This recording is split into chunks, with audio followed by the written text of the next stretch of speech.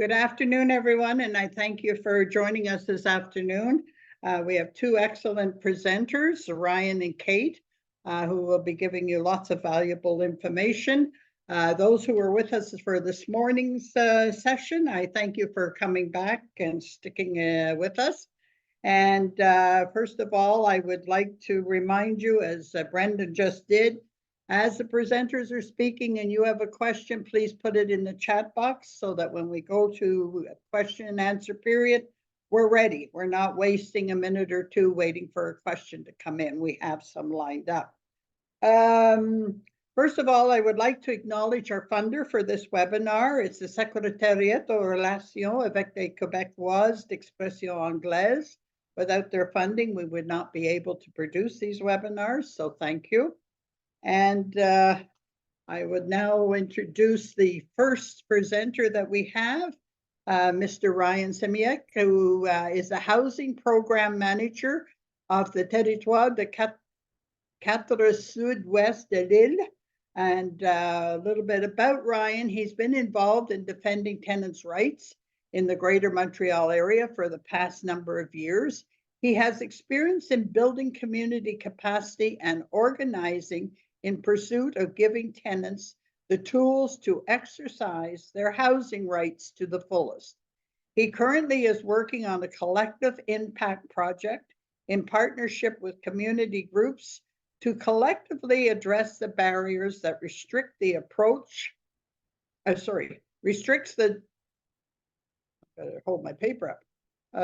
development of their affordable housing projects using a systemic approach, the ultimate goal of which is to increase the stock of community housing in the Southern West Island.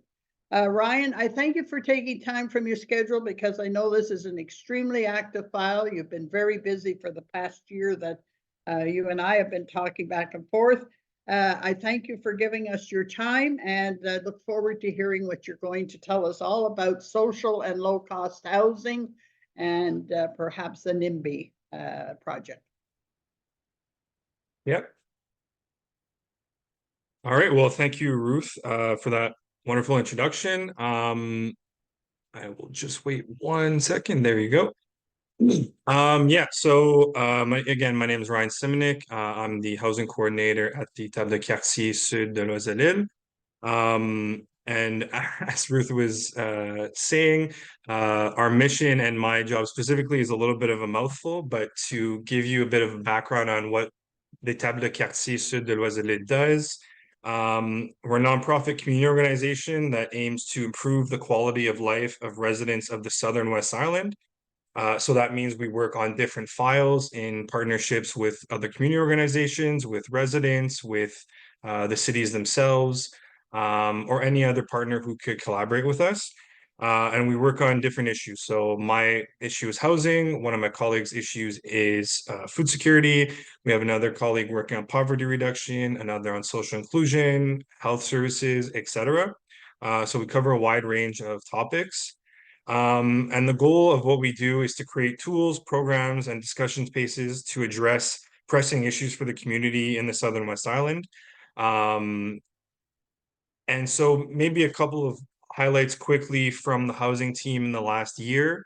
So we've recently created what's called the West Island Tenants Action Committee. So the CALEDI in French is le Comité d'Action des Locataires de l'Ouest de l'Île, which is now an independent tenants' rights organization for the West Island, because previously there was no tenants organization for the West Island, whereas every other region of Montreal essentially was covered by an organization like this. So we helped create that in the last year. And another highlight is our community housing toolbox, which is a tool for community organizations who are developing housing to be able to go there to get all sorts of information about financing, about what it takes to start a project, how building development works, how it works to run a development project, what are some of the obstacles. So there's a wealth of information there that we're really proud of, and that's all on our website. Just maybe one request. I could see the presentation, I could see myself, but if I could see a couple of people, I I could gauge it a little bit better. I don't know if that's possible. So Ryan, you can switch your Zoom mode to gallery view if you'd like. It'll shrink the presentation on your side, but you'll see more people. All I'll still need you right. to tell me when to advance slides, of course. Yeah, absolutely. Sorry, everyone. Just give me 1 second. Perfect. Okay. Thank you. Because I was just seeing myself, so it's a little off-putting. Thank you, everyone. All right, so you can go to the next slide. Yes, so the territory we cover is the southern West Island, to be clear. So it's 7 cities and municipalities. So Dorval, Pointe-Claire, Kirkland, Beaconsfield, Baie-d'Urfé, Sainte-Anne-Bellevue, and Senneville. And there's also a Table Nord, which does the same work, but for the 3 cities in the north of the West Island. So Dollard, Pierrefonds, and Ibiza-Saint-Geneviève. So you can go to the next slide. And so today what I'll be talking about are different types of housing. I'll do a quick mention of tenants' rights because although I don't work directly in tenants' rights at the moment, it's still something that's very important for me and very important for seniors to know. So I'll always like to get that information out there. So just one quick thing. 3, we'll talk about obstacles to developing community housing. And 4, we'll talk about destigmatizing community housing, or what Ruth mentioned before as the NIMBY problem, which will be a nice segue into a success story of Villa Beaurepaire. You can go to the next slide. All right, so this scary looking graph is the construction of community housing in Canada from 1970 to 2010. So as you can all see, there is a significant downwards trend in investment into community housing since the 1970s, when there was really a boom. There was a lot of social movements going on around community housing. There was a lot of movement. That's when most of the tenants' rights organizations, for example, in Montreal and Quebec were created. It was very vibrant. And since really the mid to early 1990s, there has been a significant disinvestment in the development of community housing and of the building of social housing, period. It's a responsibility that sort of was transferred from the federal government to the provincial government. And as you all know, and I've seen in the news, it is very much a hot potato issue. So currently the estimated supply gap for housing is that we need 3.5 million more homes in Canada by 2030 to reach an equilibrium in the market. 860,000 of those are in Quebec. So that's just to get back to market, a stable market, so to speak. And that's 860,000 in Quebec more than is already scheduled for building. So it is we're a little bit of a panic mode for housing in Canada. So at the provincial level, there's been some major changes recently. I'm just going to touch on them very briefly. As some of you may have heard in other presentations, we formerly had a program to build community and social housing called Axélogie. That program, while it had its faults, has unfortunately been ended effectively and replaced by a Programme d'habitation abordable Québec, the FAC, what it's called, which unfortunately gives a lot more concessions to private sector actors to put some of the responsibility to build affordable and social housing on them. And unfortunately has been quite unsuccessful, I think is a pretty uncontroversial statement. So yeah, so I just wanted to give a little bit of a state of the union for housing in Quebec and Canada. It's not so dire, and again, I'm going to lean on Kate to be the hopeful case here of a successful project. But yeah, so next slide, please. All right, so to get into the different types of housing that exist, this is a handy graph that we use a lot when we're talking to people who might not have seen this before. So this shows every step, every kind of housing, essentially from homelessness all the way to market housing. And what we're going to talk about mainly for our discussion is what community housing and affordable housing means. But everything on this continuum, I want to stress, is extremely important because we need a diversity of housing to accommodate every different situation that can arise in someone's life. Because as we know in the West Island, there is hidden homelessness in the West. Well, I'm just speaking from the perspective of myself and my organization. There's a lot of hidden homelessness in the West Island. There's a lot of housing issues that sort of go underreported because we don't have necessarily the tools or the diversity of housing to accommodate every specific case, which is why a continuum like this is so important to have a diversity of housing, because you need people, transitional housing, for example, people coming out of dependence issues, supportive housing where people need support for whether it be a disability of some kind, for seniors who are maybe a little bit less independent at some points, and for a diversity of people. So just maybe to, well, actually, you can go to the next slide. I'll talk then. All right, so to speak about the types of housing, so one thing we want to define first off is the term what affordable means, quote unquote. I'm putting heavy quotes around affordable. So more and more we're hearing about affordable housing being built. We need more affordable housing. This new project, this new agreement with the federal government is going to have affordable housing. But what does that mean in reality, or how do they define it? So affordable to the federal government and to the provincial government means that your housing, if you're housed, you're spending equal to or less than 30% of your pre-tax income. So that's what affordable means at the moment. However, this is sort of a shifting definition. So in some cases, you'll see this definition used for affordable. In a lot of cases where new constructions are happening, you're seeing, well, developers talking about, okay, well, we're gonna have 10% affordable units. But what that means for them is it's going to be 10% under market rate. So it's not quite the same thing. So this is sort of a slippery definition. And we at the TQSOI and the work we do, we much prefer to work with groups who are really focused on community or social housing, because both of those encompass all of what we talk about when we mean nonprofit housing. So obviously it's not private market housing. You're not looking to make a profit. You're looking mainly to house as many people at a reasonable rate as possible. And we'll talk about what reasonable rate means in a little bit. So first off, the different kinds of housing. So an HLM, habitation loyer modique, is what most people would think of when you think of social housing. It's housing that is operated by what's called les offices municipaux d'habitation. So in essence, it's a government entity that runs it and that has built it in the past. So most of these are buildings that have been built in the last 20 to 30 years. There's not that many HLMs that are currently being built. But this is really housing where you're paying 25% of your income max, and it's run publicly. It's public housing that's run for the public. And then the next category you'll have is what's called les OSBL d'habitation, organismes sans but lucratif. So nonprofit organizations that will build housing. So this could be a group of citizens that want to get together and they have a specific goal in mind. This could be community organizations that want to build their own project. This can be any number of things, but the important thing here is that it's a nonprofit project.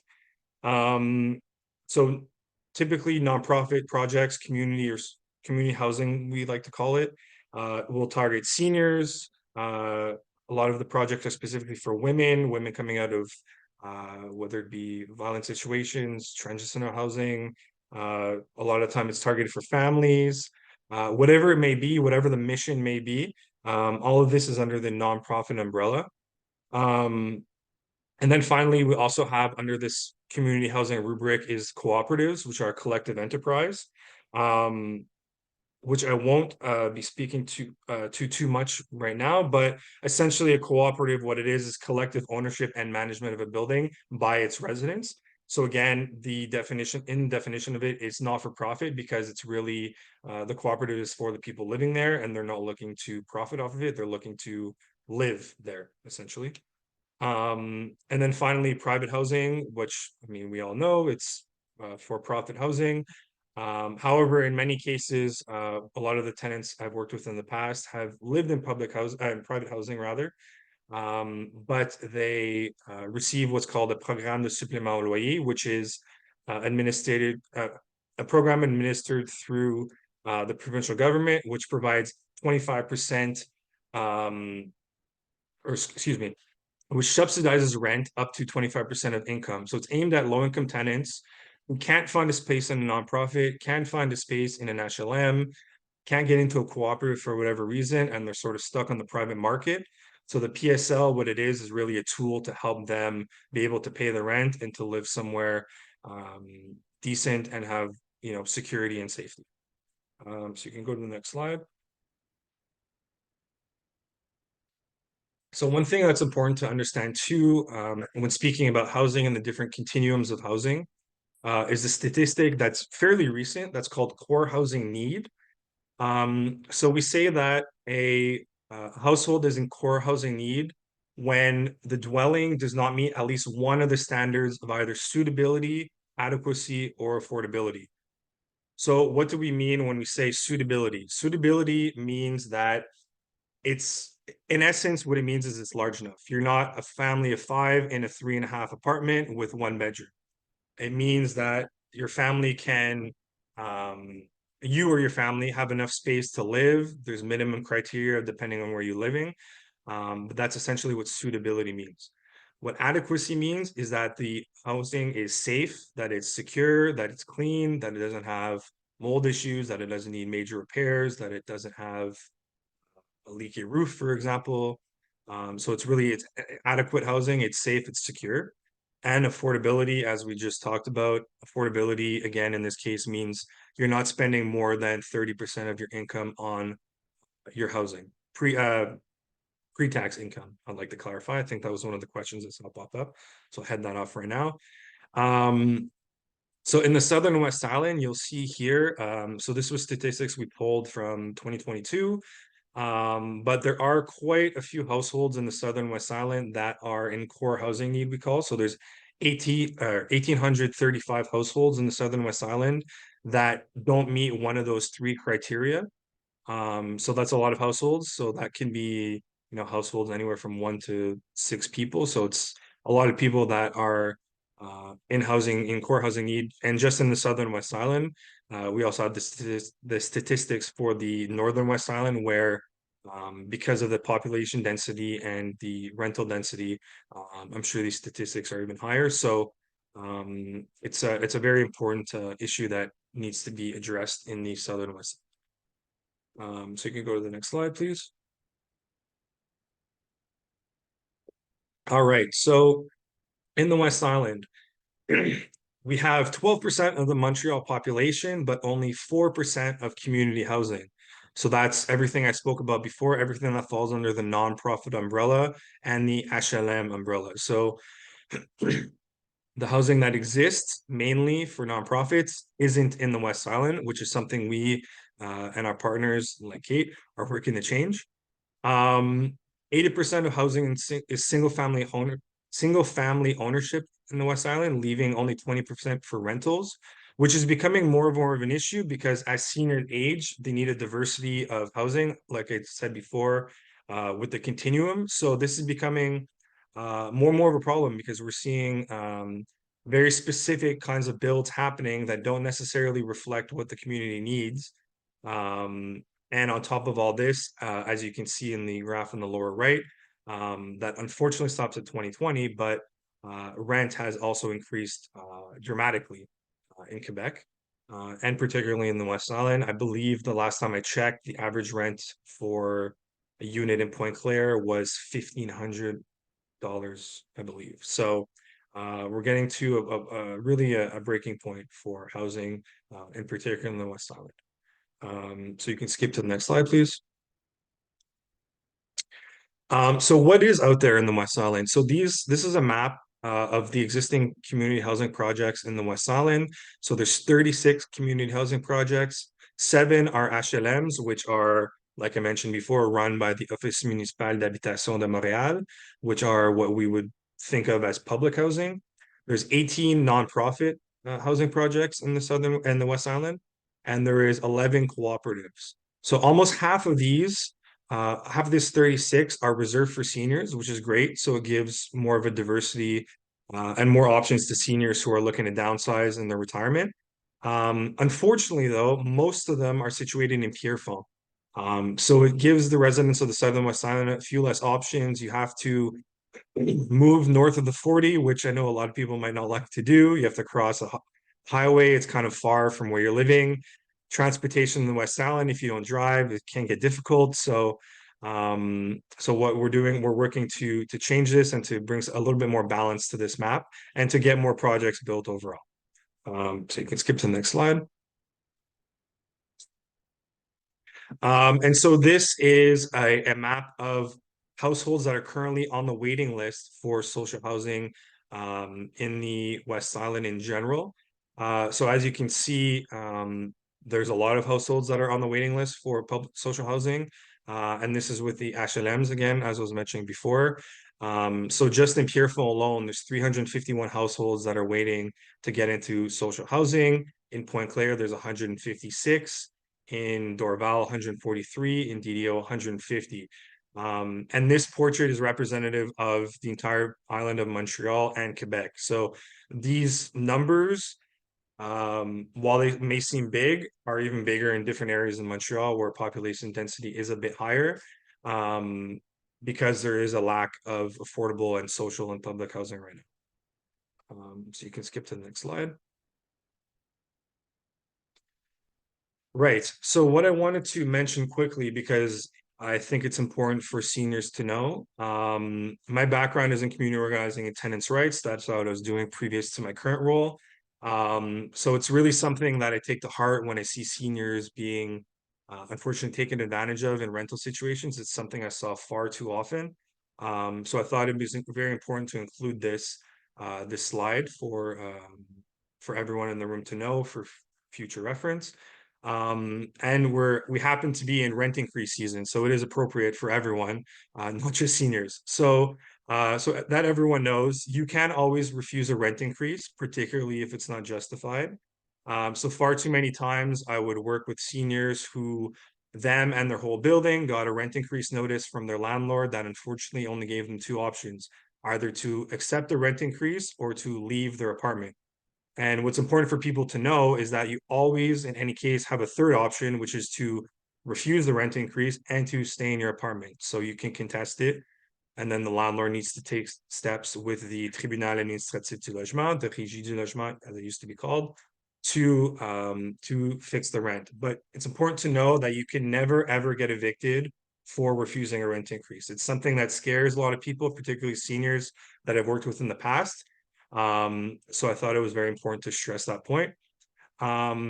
Second, you can never get evicted before going to the tribunal. So no matter what a landlord might say to you, and whether this landlord be, a single person or a company like an RPA, for example, Résidence Privée pour Aînés, in certain instances, there can be a lot of pressure to sign documents, to agreements to leave, etc. So it's just important to know that you can never get evicted before going to the tribunal, and you don't ever have to sign any documents that you feel pressure to sign on the spot, particularly when it comes to your housing, because it's very important to know what you're signing and to consult with whether it be community organizations, lawyers, etc. So you can skip to the next slide, please. So back to development. So one issue I wanted to speak about, and it'll be a good segue into our next presenter, is what we call NIMBYism. So not in my backyard. Has anyone, I'm not sure if I can ask questions to the crowd, but if anyone's heard about this problem before, the NIMBY issue, I think some people may have seen it in the news. It's pretty frequently a term that's used in newspapers. So basically what not in my backyard means is when residents of a given area are against a development project, whether that be housing, whether that be a daycare, whether that be just densifying a region or a sector in general.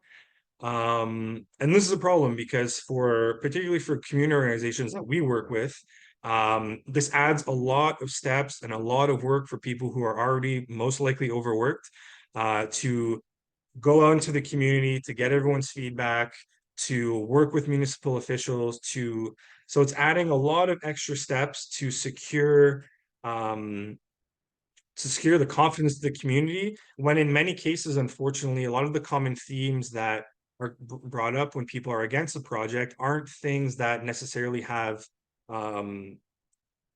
basis in reality, so to speak. So a lot of times we'll think, oh, well, this project's going to go up. My parking is going to become so difficult. There's going to be an increase of crime. The neighborhood character is something we hear a lot that's going to change. Property values are going to go down. So these are all issues that we've researched and that the groups who are looking to build have researched tirelessly. And many of these are already accommodated within given projects. However, a lot of the time residents will be opposed to a project and sort of there'll be sort of a negative stigma that's created in a community that's very hard to break. So it's really important to if your neighborhood is changing, if new community housing projects are being built, to really get informed, in the right places, to make sure you reach out to those groups before engaging in NIMBYism, I guess is the term to use. And I'll give you one example to finish on. We were working in St. Anne de Bellevue recently with a community housing partner who wanted to build, actually transform a seniors residence that was going to close. The owners decided they were going to sell, and they wanted to, this community organization wanted to build housing for people who were coming out of difficult life situations, whether that be, it wasn't necessarily for past transgressions for, dependency or crime or anything, just people who were sort of in their dire straits. They need somewhere to go. They couldn't pay more than 25% of their income. And unfortunately, this project failed because there was such an intense backlash from the community. There was really vicious rumors that were being spread. And ultimately, the community organization and the city council got so scared that they both pulled out of the project, and unfortunately the city lost out on really what was a really impressive and really important project. So NIMBYism is a big obstacle to housing development, particularly in the West Island, where people are very set in their ways of single family homes and don't want too much change, but it's something we're working on really tirelessly, and we're creating new links with our community partners to address this. And so it's a good this is a good point to end it. And on the topic of NIMBYism, there is still hope, as the next presenter, Kate, will show, that working with the community and really getting them on board will create some really fantastic opportunities to build new projects. So I guess we'll take questions. I believe that was my last slide. Thank you very much, Ryan. That was very informative, and we can see the broad scope of what's involved when it comes to housing and all the many different players and aspects to it. Now, I hope people have been putting their questions in the chat box, and I'm going to, before we go to the next presenter, Kate, we have about 10 minutes to ask some questions of Ryan. So I think Katia, you're going to be asking the questions, and do you have any? Yep, I sure do. Thanks, Ruth. Thanks, Ryan. I'm just gonna organize the questions. Sorry, I'm losing my voice in chunks. So the first question had to do with refusing rent increases. So if you can maybe just explain quickly what the steps and deadlines are for refusing Oh, sure, yeah. a rent increase. So what's important to know is that whenever you have to receive a rent increase between 3 to 6 months before the renewal of your lease. So most people, typically their lease will end on July 1st. What that means is that you need to receive your rent increase notice from your landlord between January 1st and March 31st.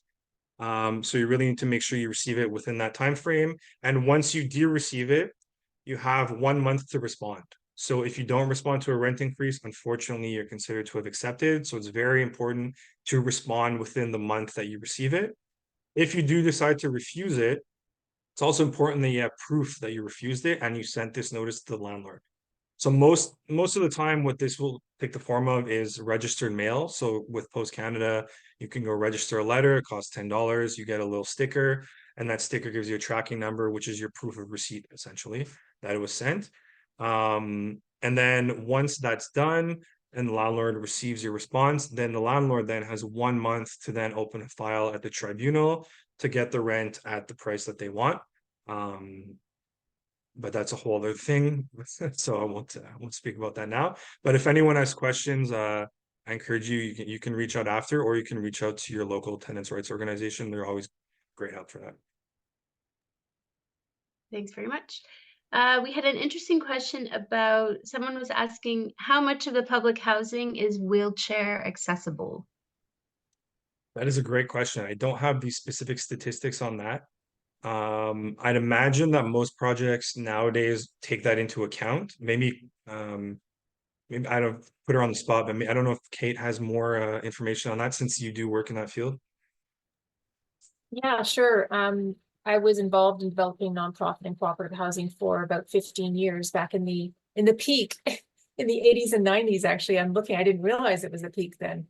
I mean, in the recent history. So every single project that we built, we had to have a good sort of 5% of those units had to have an accessible unit at least, so that meant that they had to be wheelchair accessible, wide enough doors, a space underneath the vanity in the bathroom for a wheelchair to go, and ramps and an elevator, mostly. Yeah. So if it was government financed, which they mostly are, then they definitely had accessible apartments. It didn't mean that the cooperative or nonprofit was necessarily going to offer it to people who had a handicap.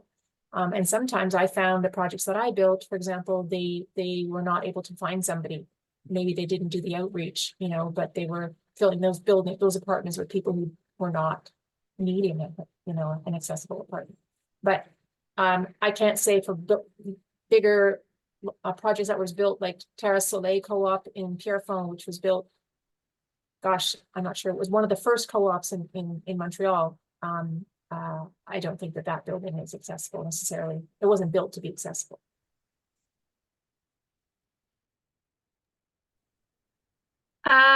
Okay, Brian, I just wanted to go back to the beginning of the presentation where you said that in Canada by 2030, we're going to need 3.5 million homes to balance out.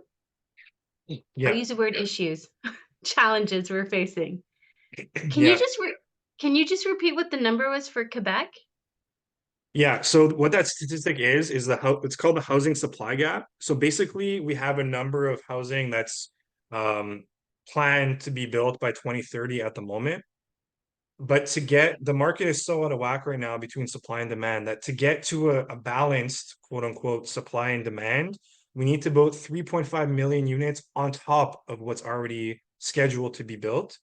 And 860,000 of those 3.5 million are in Quebec. So it's a lot. Okie dokie. Thank you, because I missed the second number, so I just jotted it down very quickly. So in comparison to the rest of Canada, do we have, does Quebec have a bigger challenge or a normal challenge, or how are we faring? Then if you have that I'm putting you on the spot, sorry, off the top of your head. I think Quebec is better positioned at the moment, particularly because historically rents have been more affordable in Quebec than elsewhere in Canada. But that again is also changing rapidly. In terms of overall building, we do have the additional hurdle that, for example, the federal government recently created the National Housing or the Rapid Housing Initiative, rather, which is basically a federal fund to come to agreements with different cities or municipalities to create new projects. And in Quebec, that money passes through the Société d'Habitation du Québec, the SHQ. So you do sort of add another layer of bureaucracy, so to speak. And as I mentioned before, the current program in place in Quebec, the Programme d'Habitation Abordable Québec, unfortunately has not yet been successful since it's replaced Accès Logis program. There's only 40 units that are currently under construction for the whole province. So I don't know if we're any worse. I don't know if we're also any better. That's sort of a bad answer, but Yeah, it's an honest answer. That's fine. So I'm going to pick your brain again with one more questions with numbers. So towards the end of the presentation, you were comparing the West Island and you're giving different numbers for the different boroughs. Yeah. Could one of the issues be, for example, you were saying a lot of the community housing is centered in Pierrefonds, if I got that correctly. I can use words. So is the issue, is it a borough issue that maybe there's challenges with certain boroughs for whatever reason, that there could be a challenge to build more community housing?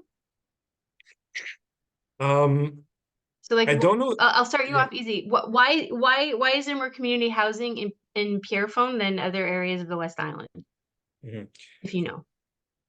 I don't know historically why each municipality developed the way it did, and why the character of each municipality or city, you know, why Pierrefonds in particular has a higher density of rental units versus other municipalities in the Southern West Island, where it's a lot more single family homes. And okay, we'll definitely have a lot to add on this.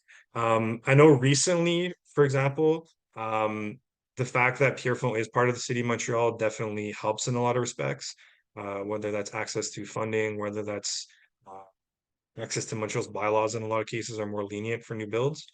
And Pierrefonds happens to also have the Cloverdale Cooperative, which is really a huge cooperative housing project.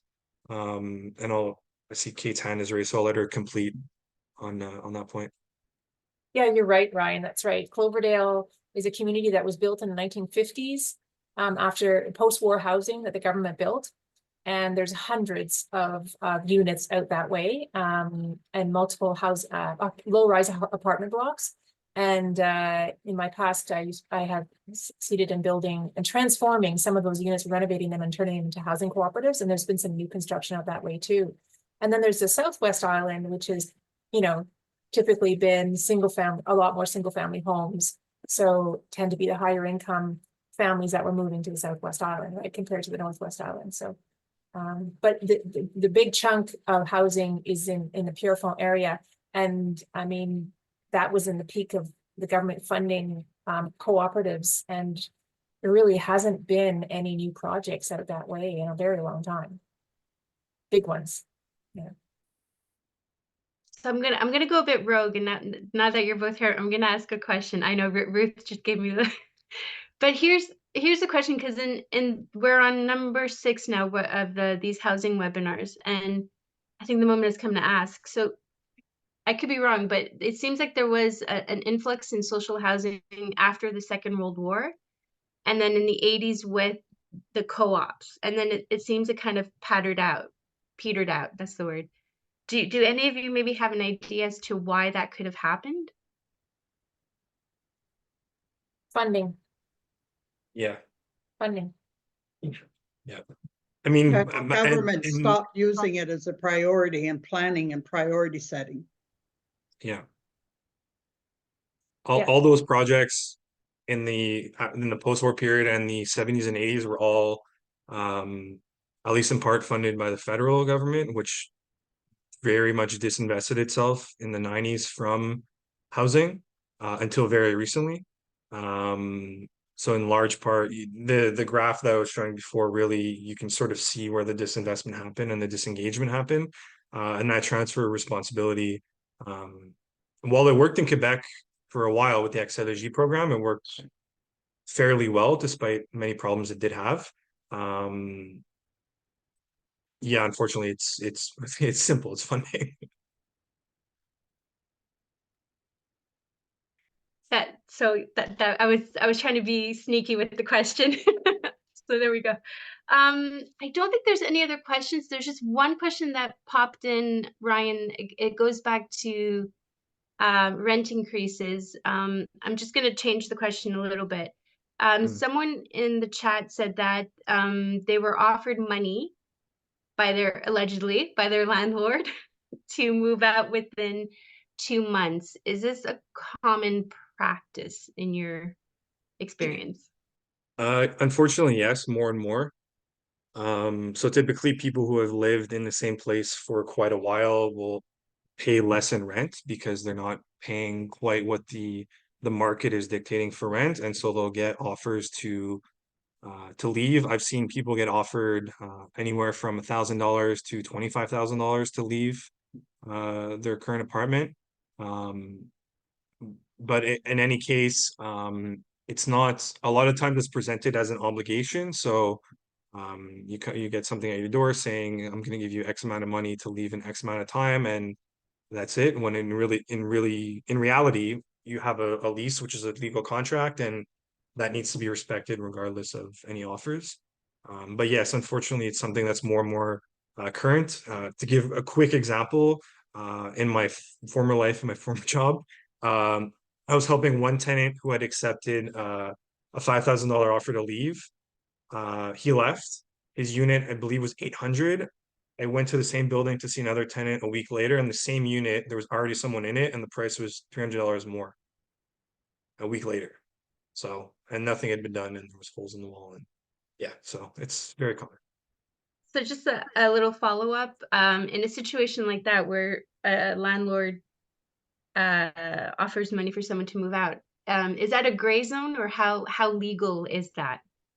Or does it fall in the gray zone? No, it's legal to make the offer. There's no legal issue there. A lot of the time the issue is with how it's presented. So a lot of the time it's, I'll give you X amount to leave because I'm doing tons of renovations and there's going to be noise and dust and all sorts of chaos. So it's better if you leave. But in many cases, it's not in reality what's going to happen. And unfortunately, a lot of people get taken advantage of. Okay. I think we're good for questions, Ruth. So I'll shoot it Thank back you to so you. much, Katya, and thank you, Ryan and Kate, for answering. And I think it just goes to show you how complex the file is, but also when we're dealing with seniors, I think there's an aspect that when they're dealing with landlords, and if you've got a landlord who's just interested in making money, as we heard this morning, not all landlords are that way. Some are quite prepared to offer housing and cover their costs and be doing something good and look at their building as an investment later on in their life. They're not out to mess everybody up. But there's the intimidation factor that depending how requests are made or options are given, many seniors, and I get the calls from them, don't want to fight, don't want to stand up for their rights because they're very hesitant, they're intimidated, they're afraid to go to the tribunal, which we used to know as the Rent Control Board. So there's that factor in it. So we have to be very aware, even though it's legal for landlords to give any kind of excuse to get somebody out. And tenants have the right to say no. Many of them are too hesitant to say no. So that's another side of the coin that we have to be very sensitive to. Ryan, thank you once again. You're more than welcome to stay and listen to Kate. Maybe you should, because it seems that we got a support team here that are working in conjunction with each other. And without further ado, I want to introduce a friend and a lovely lady who's been very involved for many years and who has a lot of compassion for housing and for individuals and seniors, Kate Coulter. For the past 18 years, Kate has been working as a private social worker and is a director of a company called Gerontologist. And this company specializes in providing consulting services to assist seniors find appropriate housing and care services in the private seniors' residences. Before her current role, Kate worked as a project manager for Group CDH, where she successfully developed 8 community-run housing projects in the West Island of Montreal. In 2005, Kate served as a city councillor in Beaconsfield for a 4-year term. This experience in local government gave her the insights into community needs and ways to address them effectively. Kate played a crucial role in funding as a founding member of Villa Beaurepaire, a nonprofit seniors residence located in Beaconsfield. It's lovely. Her continued involvement as a board member for 16 years demonstrates her dedication to the well-being of seniors in the community. As a founding member of the Territoire Table Sud-Ouest de l'Île Housing Committee, Kate has been working to address housing challenges in the area. Kate's belief in the importance of affordable and accessible housing as a basic necessity reflects her advocacy for vulnerable populations. Her dedication to creating such housing solutions demonstrates her commitment to social justice. Currently, Kate is leading a group of volunteers to develop phase 2 of Beaurepaire in hopes that this expansion will provide affordable rent along with home care services which were not initially available in the original facility. And Kate is going to talk about NIMBY, Not in My Backyard, how she took her political experience and her lobbying and compassion to implement a program and the project that she was successful in doing, will tell us what she did from the beginning and all the stages and phases and blood, sweat, and tears and door knocking that she did in order to make it a success. So I'm anxious to hear all the nitty-gritty, Kate. And without further ado, I'm turning it right over to you. And please get those questions in the chat box. Thanks for coming, Kate. Thank you. Thank you very much, Ruth, for that introduction. And thank you, Ryan. That was a really good presentation. I always learn something every single time. So yes, today I'm going to talk to you about Beaurepaire. We're often quoted as a success story, and it was definitely not an easy one, that's for sure. So we are a project of a 50-unit apartment building for seniors, for autonomous and semi-autonomous seniors. Ryan mentioned the kind of nonprofit or affordable housing. So we fall into that category of an OSBL, or I like to say OBNL, Organisation but non lucrative. So it's a nonprofit organization. And we are different than a co-op in the sense that we are both nonprofit, but as an OBNL, we are managed by a community board of volunteers. So that means people from the community, and we have 1/3 of our board are tenants, so residents of Beaurepaire, and that changes every year. We're located at the edge of Beaurepaire Village in Beaconsfield, amongst single-family homes, which is really important to state because there's not a lot of apartment buildings in Beaconsfield and kind of unknown to the community. In 2010, after we had applied for funding from the provincial government under the program that Ryan mentioned called Accès Logis, we got funding. Took us 3 tries to get funding. We finally did, and then we needed to go ahead with getting a zoning change. And that's where we encountered NIMBYism big time. We had to change the zoning from institution because we were purchasing the land from a church, the church that's right next door to Beaurepaire.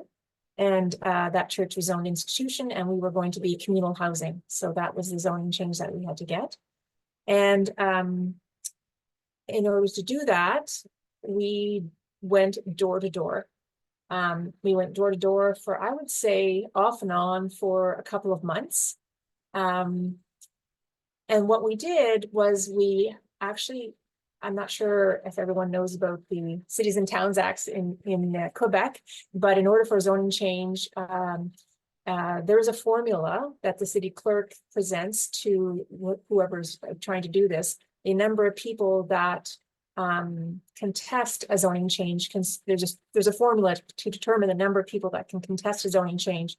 And if the community rallies together and gets that number of people to contest the zoning change, then there's register for a referendum. And then the city has to decide if they're going to go to a vote with the community. So we kind of bypassed that. We said, well, it's kind of a negative thing when you think of it. It's what happens on Google reviews or any kind of reviews, right? You see more negative reviews than positive reviews because people who are negative about something, don't want something, they're more motivated to do something about it. Whereas if for those people who are, okay, I don't mind if, it gets changed to, the zoning gets changed and the seniors apartment building goes up there, it's not a big deal. They don't have to do anything about that. They just don't protest it. And that's easier to do, right? They can just stay home and not do anything. So we sort of twisted it around and said, well, let's get the signatures of the people who are in support of this zoning change. So with the help of the city and my experience in the city, we put together a referendum sign-up page, and we went door to door to get the signatures of the registered voters in the area. So people, registered voters whose lot was in the same zone as ours. And we see a spelling mistake there. There we go. We got 50% plus one of the voters. We got those votes to go ahead with the zoning change. And I'll tell you on the next slide how we did that. So certain members of the community, specifically those people who were backing onto the property. This picture here is actually, there you go, Ruth, there's Russ Williams. He was there making a speech in support of the project, along with some other politicians. That building that he's standing in front of it was the hall of the Beaurepaire United Church, and it was to be demolished, and the church was selling us this land. And we're backing onto a number of residential streets, and there was one particular person in that community who was really, really against this project. Not really sure what his motivation was, but he was quite the bully, and I've never seen adult bullying until this time. Literally going door to door, people would say to me, come inside, don't stand outside. I don't want him to know that I'm talking to you. And this was people who were living 5 or 10 doors down. So he was really a bully, and good news, he doesn't live there anymore. But at the time he was rallying people, sending around false information. So we were constantly sending out updates about the project and what we were going to do, why we were going to do it, and trying to answer their questions. So we had public information sessions, where we invited the community to come to the church, and we would address all of their questions one by one. Well, of course, the petition I just talked to you about, we took 2 months to go door to door, and all this was going on at the same time. We went to public council meetings to present and listen to the harassments from the public. That was pretty hard. We wanted to, basically, we thought that if everyone had the facts, that they would agree. But the people who we were talking to were saying, well, we don't want renters in the backyard, those renter people. And I said, well, actually just down the street, 2 blocks away, you do have renters in another building, but people, it was so well integrated into the community that people didn't even realize it. We had letters of support from the community. We had this rally with the raging grannies and all people from the community coming out to support this project. We listened to our neighbors. So when we went door to door, it was a great opportunity to listen to them about their concerns. And I had talked to you about the changes that we made architecturally. And we sent out a lot of updates. And we made some mistakes. We made some mistakes along the way. It was a close call. We could go to the next slide. So let's talk about the architectural design. See that picture on the top left-hand side? Big mistake. Should not have printed that. I should not have sent that out. So it's an architectural drawing. It's nice, but it looks huge. It looks huge. And that just scared a lot of people because they thought there was going to be a monster of a building. And if you see down at the bottom right-hand corner, that's the actual building. You can't see the large part in the back. It's hidden behind the church. The only part you see is the entranceway from the street, and it's got a peaked entrance, just like the church has a peaked entrance. And in fact, church is smaller than the Beaurepaire. And that was one of the big concerns. If people were saying, we're going to build this huge monstrosity, it's going to be higher than all of our residential single-family homes. And in fact, there are residential single-family homes on the street in the area that are higher than the entranceway to go to Beaurepaire. The thing is that today's architectural design of social housing is different than the housing that we developed in North America back in the post-war time. We tended to build high-rise blocks that were to ghettoize people, encouraging isolation. And it was poorly planned buildings, poorly planned in so many ways. This is what people expect. This is what people expect when they hear affordable or subsidized housing. I actually tried not to use that word in any of our documentation that went out. We tried not to use the word subsidized or social housing because it has such a bad reputation. Yeah, and you also can see a little bit from there, and maybe other pictures, that it's always been really well landscaped and looked after. We'll talk a bit more about maintenance, but it is a two-story building with 50 apartments. So, and in Beaconsfield, there is very few places where you can have more than 2 stories. So it's not the norm in Beaconsfield. That's why it was so shocking. Next page. Dispelling, so these are the concerns that people have, dispelling fears and gaining trust. Like I said, we had information sessions as much as possible. We respected the comments of the community members. We made changes along the way. In the front, you see a little circular driveway. We initially just had a regular driveway, but then people were saying, well, visitors are going to be coming and driving into our driveway and backing out and driving on our grass, etc. So it's okay, we'll make a circular driveway. People were saying, well, you're going to have an air conditioner in every window and it's going to be noisy in my backyard. So I said, okay, we won't allow air conditioners in the windows, only mobile units that sit on the floor and exhaust out the window. Well, the lights on your balconies, because there were lights on individual balconies, they're going to shine in our backyard. I said, okay, we'll take them off. We literally, they were built and we took off every single light on every balcony when the building was constructed. We are a responsible member of the community now. We are a member of Les Amis du Village, which is a local community citizens group, and we take part in their activities. We host activities that are in our commercial kitchen for the community groups. We're always trying to encourage people to come into the building and see who we are and what we do. We've had intergenerational activities with the community as well. We had telephone call check-ins during COVID. We had letter writing for a long time during the isolation period of COVID. And some of those telephone calls and connections are maintained today. So I think we've gained the trust and the fears, especially the merchants, believe it or not. The merchants of the village were very much afraid. And I have to say that the timing was bad. And sometimes a lot of it is timing. The village of Beaurepaire had just finished a very long, arduous renovation of the street, reconstruction of the street. And Hydro-Quebec had still at the time had this big, huge pole that was ugly and with all these cement blocks around it that had sat there for 5 years. And the merchants were done. They were just sick and tired of construction trucks going up and down that street. So they just finished that and they just got their community back when we talked about building something else. So that's partly why. You can go to the next one. This is traffic and parking. This is often a very common concern that comes up, especially with the senior clientele. When I say not necessarily traffic, in fact, we have a circular driveway, which you can see in the plans in the front there. We have in a senior clientele, we have less parking required, and we were able to get a minor derogation from the city so that we had less parking to build, less cars going in up and down that street. All the parking that we provided was on our property, so we didn't take up, we weren't depending on street parking.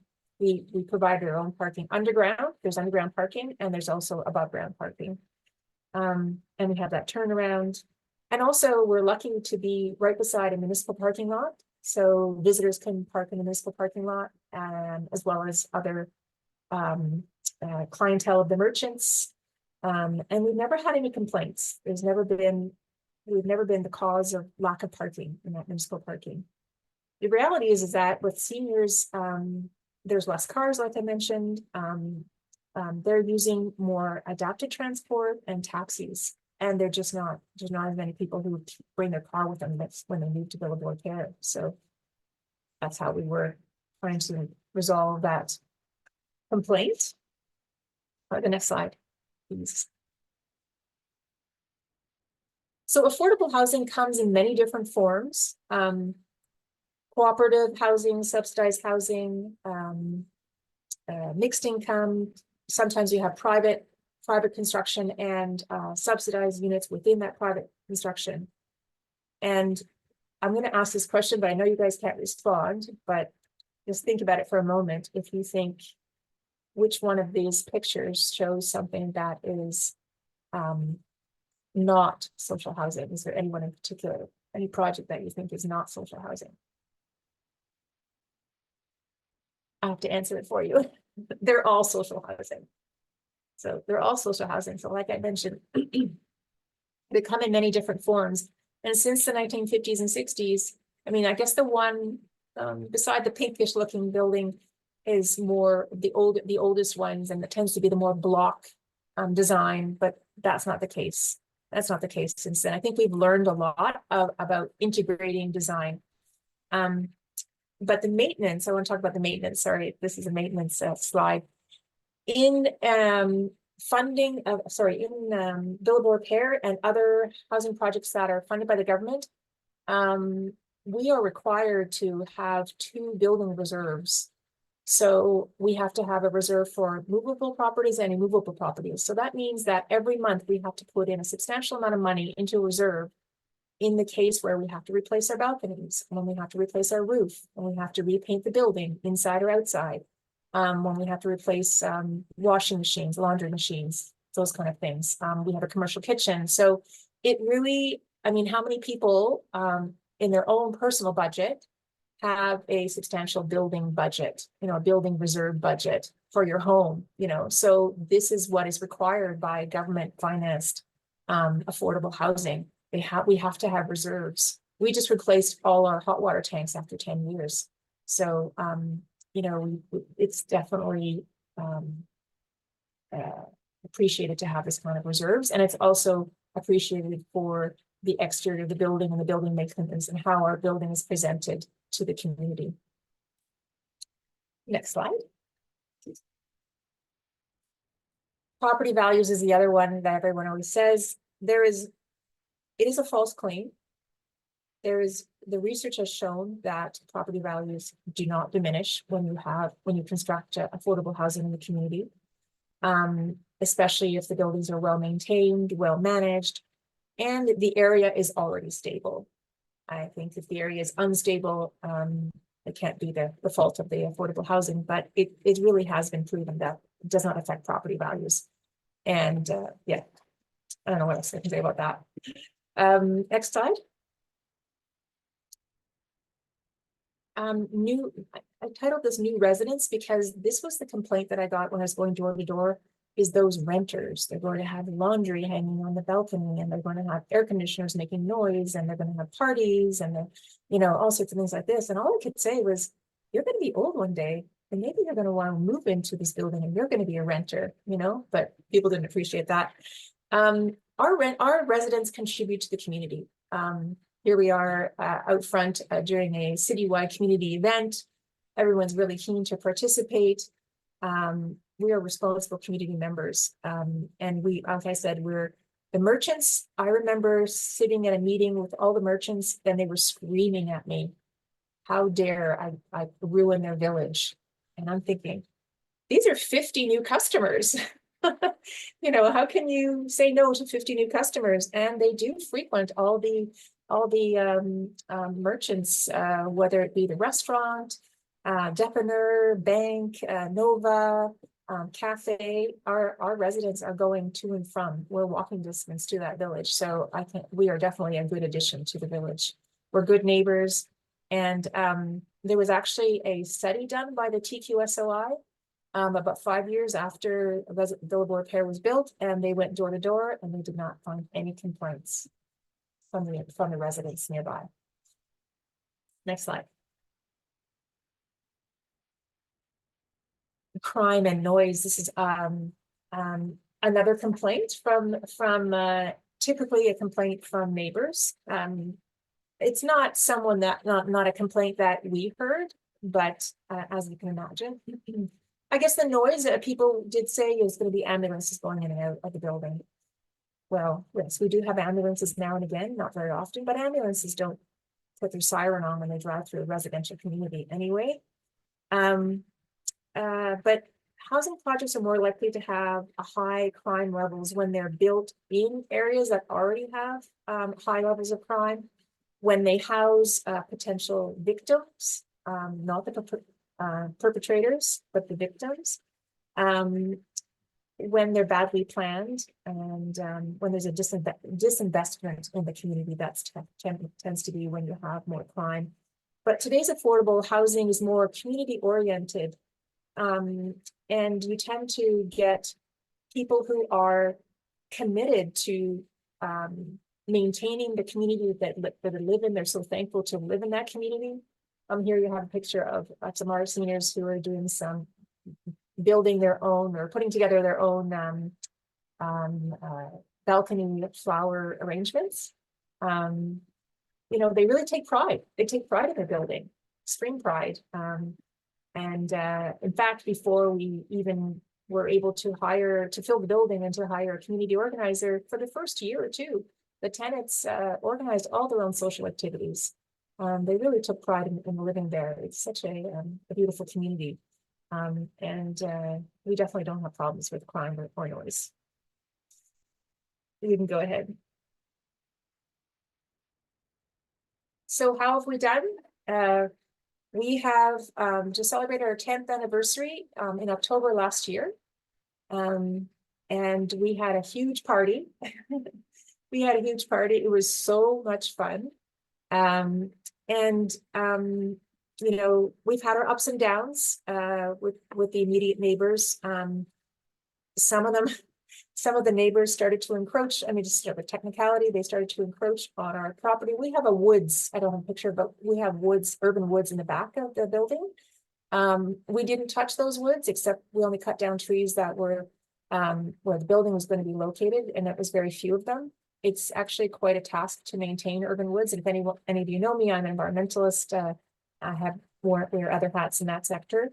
And so I'm sort of the forest manager of that area. And we found that some of our neighbors were literally putting their boats on our forest, and they started to re-landscape our forest. They started to cut down shrubs and put down grass. And there was more than one neighbor that was doing that, which was very odd. So, you know, after letters going back and forth between lawyers, we finally had to put up a fence. So we have a frost fence, and I mean, we don't have complaints about that. We trim our trees very regularly. We have a lot of ash trees, you know, older trees that were risk of falling on their property, the fence, etc. So we're very good at maintaining that woods. And today, you know, like as Ruth was saying, it's such a success story after 10 years. We did want to expand. We do want to expand. Beaurepaire is for autonomous and semi-autonomous seniors, and we don't have any home care services. You have to be able to live independently. There is one meal a day in the dining room. It's a great social event every single day. Sorry, yeah, 7 days a week now. It used to be 5, now it's 7. And people come down if someone's missing. Then you know we look out for them. We have volunteers from the community, all of our board of directors, myself included, and volunteers to serve the meals in the dining room. Anyway, we don't have any home care services. So if someone cannot continue to live independently with the help of the CLSC, because the CLSC does come in for certain people, then they would have to move on. And I would like to keep those people in place. I'd like to keep them close to their neighbors, their friends, their community.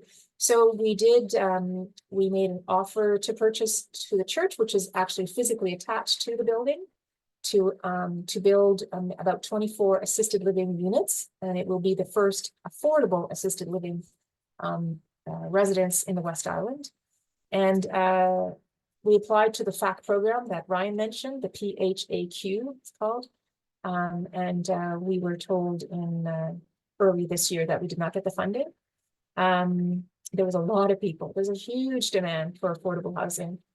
So I'm not all that surprised, but very disappointed. But we're not stopping now. We are going to continue to apply for funding from other sources. And we're also doing a lot of fundraising, because we're talking about $5 to $7 million project to build affordable housing. So I hope that one day I may come back and talk about the success story of VB Plus. Thank you very much. Thank you, Kate. Marvelous, and it does my heart good to hear of all the services and to see the commitment and endurance that you put into bringing it from a thought to an actual success. It's tremendous. And of course, the people who benefit are not only the merchants in the local community, but the residents of that seniors residence. So kudos to you and thank you very much. And I hope there's questions in the chat box, but just before we go to the questions, if there's anything that community organizations, and we have many partner organizations on the call, and we have the networks, that letters of support or any way that we could be of help in your ongoing funding initiatives. I personally would be more than willing to send a letter of support, because I think we need more and more of the personal, smaller, intimate, with care type of residences. And let's not forget, this is nonprofit. This is not an organization or a group of individuals who are in this for the dollar. So if you can use help, just let us know. So enough of me. Katia, do we have questions? Yep, we do. I Oh, just go want ahead, Kate. I just want to say one thing, that I am one cog in the wheel. I am one person of a big team of people, that started and run this project. I'm not alone. And so it was an Well, please initiation. pass on my personal thanks, and I'm sure Seniors Yes. Action Quebec's thanks, and Okay. everybody that's on the webinar to them, because without Yes. them, we're losing. Yeah. Okay. Thank you. Hi, Kate. Hi. So, how am I going to start this? What question? Okay, the first question that I'm going to start with is, you said when you were doing the door-to-door and applications, you could not use the word social housing or I can never pronounce it, subsidized housing.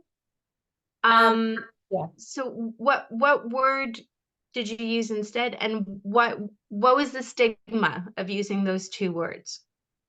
Yeah, it was, I tried not to use it, especially in any written literature.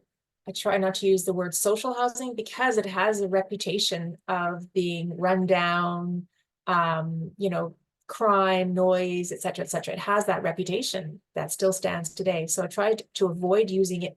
Definitely, we never used it in our written documentation, like pamphlets or handouts or whatever. So definitely didn't use social housing. I definitely tend to sort of defer to affordable housing because it's a description of what it was going to be. That was the truth, affordable housing. Even stayed away from nonprofit housing. There were some people on our committee, our founding committee, who were of a certain generation, actually, and they were uncomfortable using it. And they were also a higher income, I would say they were a higher income bracket. And I came from a social housing background, so for me, it was no problem. But even if they were uncomfortable hearing it or saying it, I had to respect that and definitely not use the word social housing. So affordable was just a description. The rents were going to be below market rent. That's what I would say. The rents will be below market rent, and they had to be to be eligible for funding. What was the most difficult process to actually build Villa Beaurepaire? Was it doing the zoning change or getting the community with you? No, I didn't have trouble getting getting the zoning change meant getting the community, as in the people whose properties touched onto our property. Those are the ones who really were coming out and were contesting it. People who are farther away, it's like they're not going to see it, it didn't bother them. Cars were not going to be driving on their street, so it didn't really bother them. Those were the easy ones. It was sort of, I think I needed to get 30 signatures. That's a lot, 30 signatures. And, the last 10 were really hard. And that was the hardest part. I would have people come to the meetings and they would be just holding a paper and they would be shaking with so much anger. And then people would complain that, you've already been to my doorstep. I already said no. Why are you back? you know, so you're kind of groveling. You're groveling. You're trying to find, you know, you're trying to find a way that would appeal to their, you know, their heart, I guess, to allow this kind of housing. Yeah, and try to gain their trust. So, and I mean, the people that were going door to door, it wasn't just me, it was members of the church, because this was started by the Beaurepaire United Church. So the trustees from the church, volunteers from the church, and some members from the community. So we all did our best, but it was definitely the hardest part, was getting the zoning change. Yeah.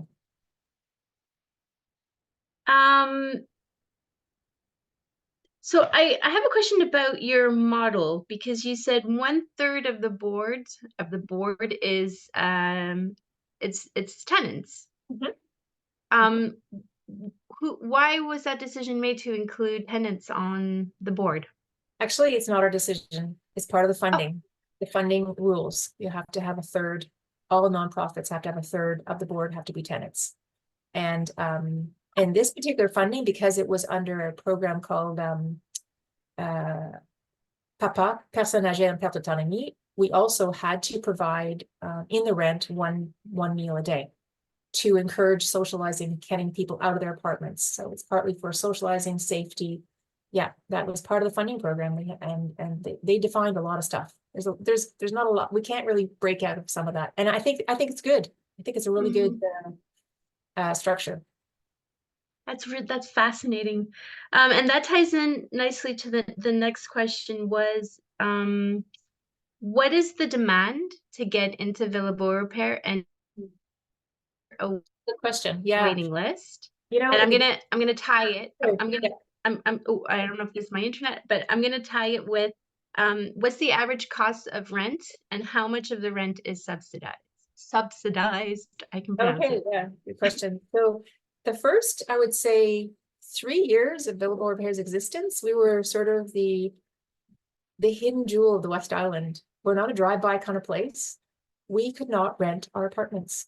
We could not rent our market rent apartments. Our subsidized apartments were full, but we were kind of, people would say to me, because I sit on the table des années, the table de consultation, I sit on many tables, and I would come and I'd say, we have these apartments, please tell people, because people think that even the community organizations were thinking, well, it's such a great place, I'm sure it's full. And so they weren't referring people, but it wasn't full. And sorry, the market rent one. So the market rents are slightly below market rent. And it was just a funny, weird time in history when we couldn't rent. So we went to the SHQ, that's the provincial housing body that funded us. And we said, look, we are full. We have a waiting list for subsidized part.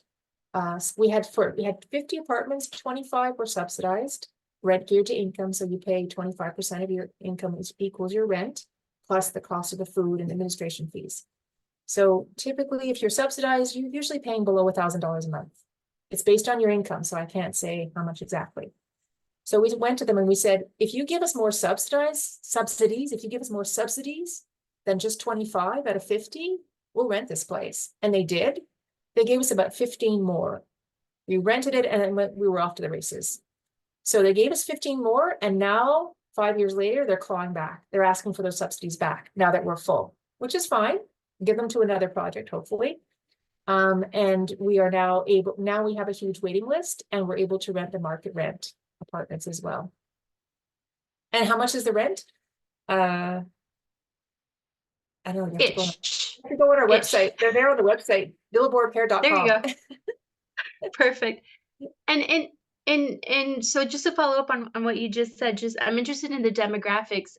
What's the proportion of women versus men renting or just living, I should say, in Villa Beaurepaire?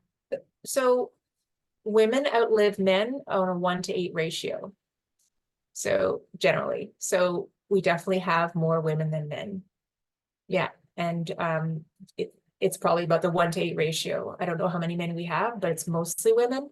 And our ages range from 65 to our 106-year-old just had to move out recently. Your what, sorry? Your 105-year-old? Our 106-year-old, yes. She just had to move out recently. She was autonomous until now. Yeah. Bless. And is it single people, or do you have couples that We have live couples. together?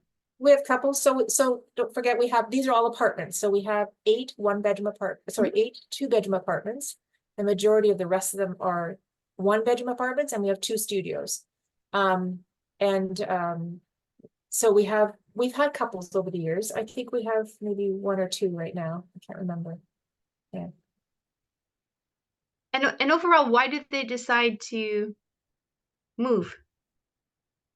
People move for a variety of reasons. I mean, people move to this particular location often because they raise their family in this area and they want to come back. A lot of times it's the children bringing their parents into the community where they now live now. People are downsizing from a house that they can't maintain any longer, or don't want to. We also have a certain population. I mean, we've had some homeless people move in. We've had emergency cases. We've had people, everyone has to go through an interview, by the way. Everyone who moves to Beaurepaire has to be interviewed by volunteers at the selection committee, and they're mostly social workers and retired nurses.